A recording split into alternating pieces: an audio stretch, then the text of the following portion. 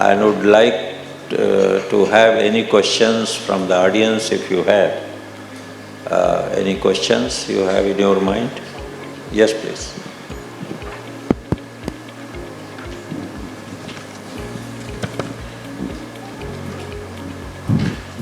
Good afternoon. I am basically a man from the coal industry, Coal India. I served Coal India for a pretty long period in various capacities. My question is basically to Mr. Gupta, who happens to be from NTPC. True that looking into the energy demand scenario in coming years in India, coal is the fossil fuel which we call the dirty fuel, but has got to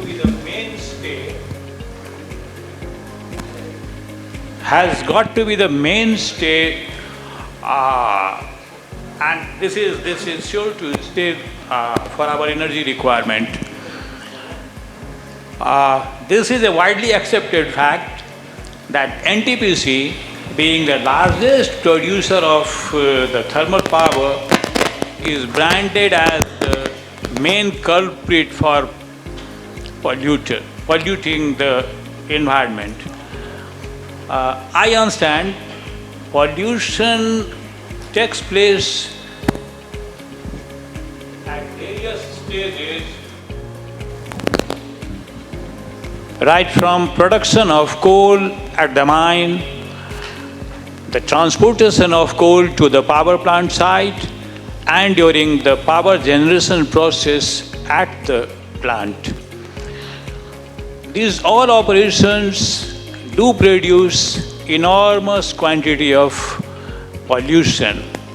My suggestion or question to Mr. Gupta is that with a view to reduce the pollution, do you foresee any plan and policy to locate your plants close to the production sites so that at least the plants which are located to the mines, they will receive coal quickly, and in the process the pollution which is produced during its transportation to the sites is reduced. Number two, do you have any plan to go for washing the product, washing the raw coal, which you otherwise get straight from the mine, and it's a waste thing that you have to separate it out and dispose it off with not many initiatives. If coal is washed closest to its point of production, probably you would not have to carry this inert mass, waste mass, all the way to your power plant and to devise the methods for its safe and efficient disposal. So it's better to have coal washeries established close to the mine site and get vast coal transported to your plant with an aim to reduce the pollution. If you have these things in your policy plan, please come out. Thank you. We have got your question. Now, I would like to respond first before Mr. Gupta responds. Now, the question is why Coal India is producing stones and boulders and selling them as coal? It is coming on the way of the efficiency of the power plant. First thing is that in the name of increasing the yield or production, lot of stones and boulders are being supplied as coal. Just a minute. Okay, just a minute. Now your suggestion for the coal washery. Why can't Coal India itself can provide coal washery and provide quality coal to the power plants?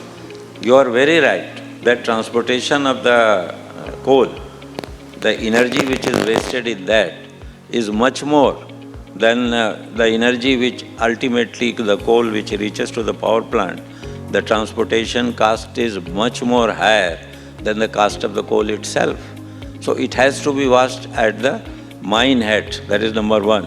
Number two, Ministry of Environment and Forests has already brought out a notification long back that those power stations which are located 1,000 kilometers away from the mine head, they should use washed coal. They should use washed coal. And I think NTPC must be doing that if they are located 1,000 kilometers away. So, not only NTPC, but the Coal India also or any other mine owner must provide good quality of coal and not stones and boulders along with the coal, which comes on the efficiency of the boiler. The crushing plant gets disturbed, operation and maintenance cost goes up, and units become out of order, production suffers. So Coal India also has to be equally responsible and provide better quality of coal. Now I hand over to Mr. Gupta, please. He will give some. Can I add it? Hello?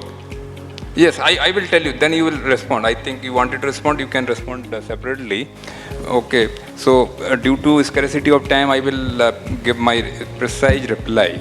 That number one, we are trying to locate, and many of our plant is near the pit head. So where we are having the MGR system, and we can do that. And even in that MGR, how to reduce the dependency of the diesel and other. So what we are doing, we are also trying to make the how it can be hydrogen firing loco or other loco. We can use that, so that we can shift the energy on that. That is the local plant which is located, so that we can reduce the carbon emission. So we are doing in all things. Then maybe RE power which we can use in the MGR.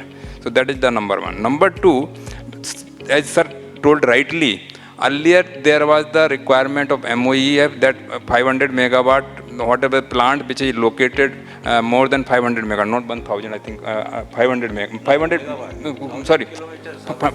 kilometer.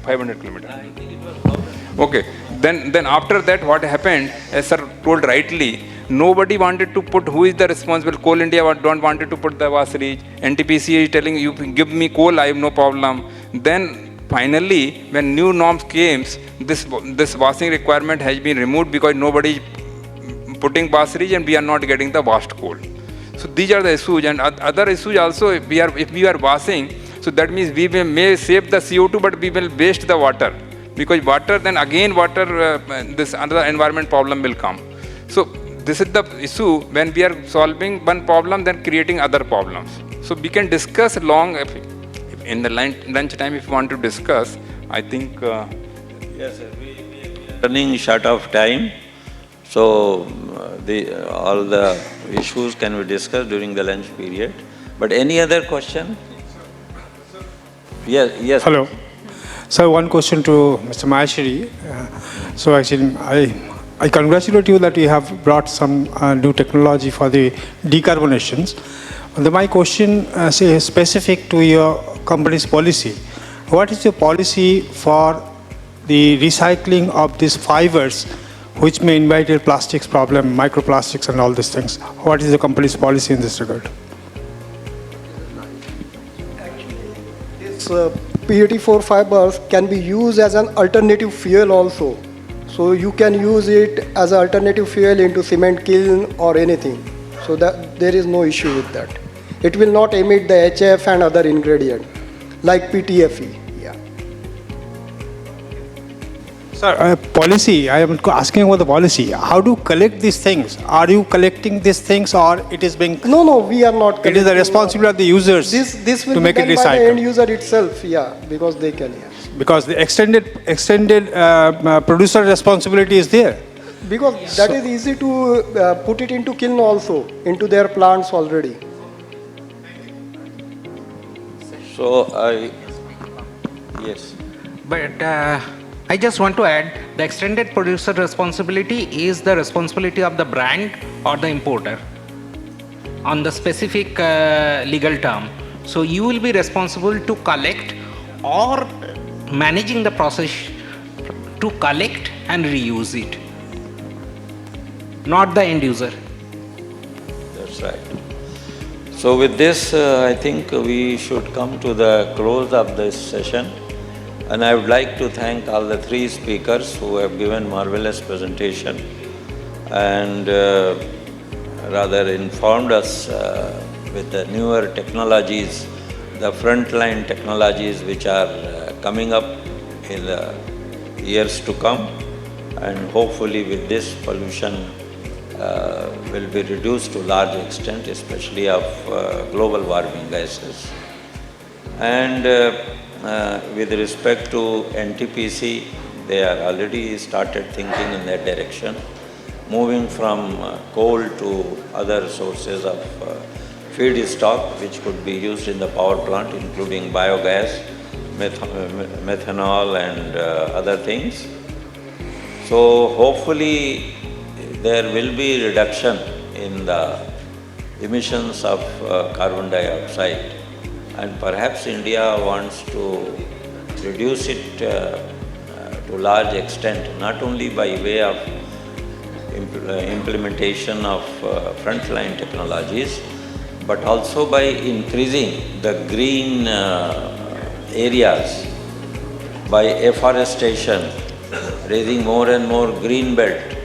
Within the plant also, the ministry insists on 30% of area to be kept as a green belt so that it could use as a carbon sink.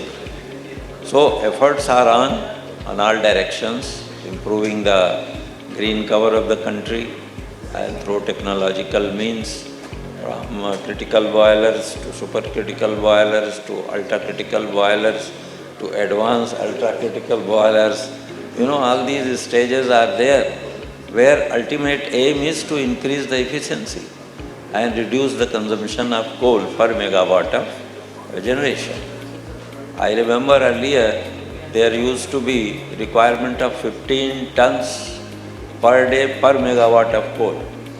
Now it has gone down to around 10 or 12 with the efficiency and the newer technologies which have come into force. So hopefully I think we are moving in the right directions through technological innovations, through raising of green cover, through use of different kinds of modified membrane technologies which is going to be used in the industries with the ultimate objective of reduction of CO2. So with this, I would like to thank all the three speakers and to you also for interacting with them. And also it has been a good chance for me to hear the latest advances which have taken place in the energy sector, including the technologies which are going to come up in the future. So thank you very much.